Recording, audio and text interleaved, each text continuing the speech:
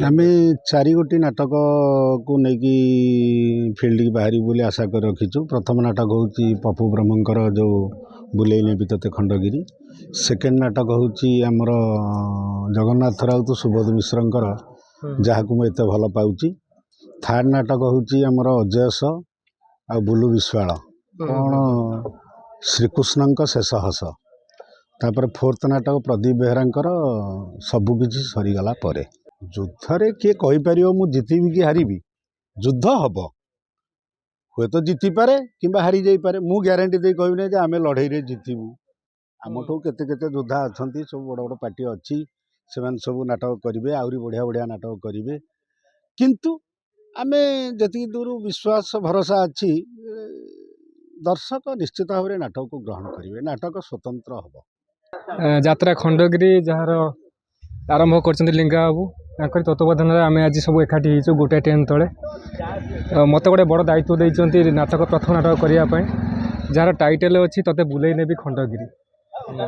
लिंगा भाई तो प्रथम आम देखा आलोचना करूँ कहले आम पार्टी ना हूँ खंडगिरी मुझे टाइटल आम कह तोते बुलेई नेबी खंडगिरी।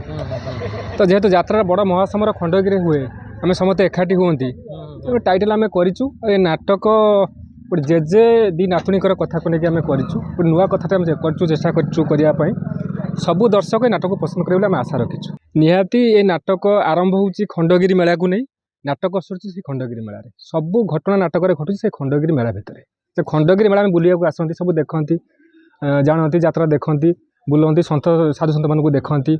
ये माघ सप्तमी जो घटना गुड़िक क्या सुख हो पारे क्या दुख हो पारे। तो सेमती एक घटना कराई रिभिल कर स्टोरी नाटक देखले ऑडियंस हिसाब से जानवे।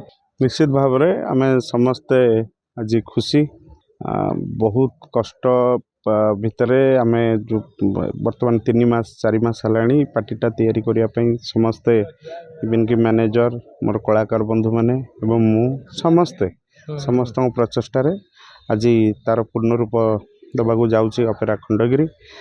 आज तार आखड़ा आरंभ शुभारंभ आज तेणुक आज माँ सारलांकर आशीर्वाद एवं माँ बारभोजी आशीर्वाद माँ मंगलांकर आशीर्वाद नहीं तांकर आज्ञा माल आज आसला आसिक बर्तमान आखड़ा पूजा अनुष्ठित होबाकू जाउची एवं आगामी दिन में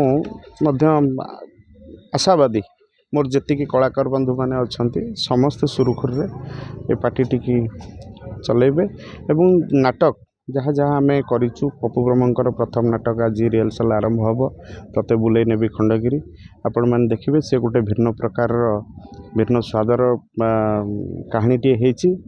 मु आशा करुच्ची से कहानीटी निश्चित भाव में सबू माने दर्शक मानकर मन को किणव एवं बहुत सफलता सहकारे ये नाटकटी चलो बोली मु आशा व्यक्त करुच्ची आज।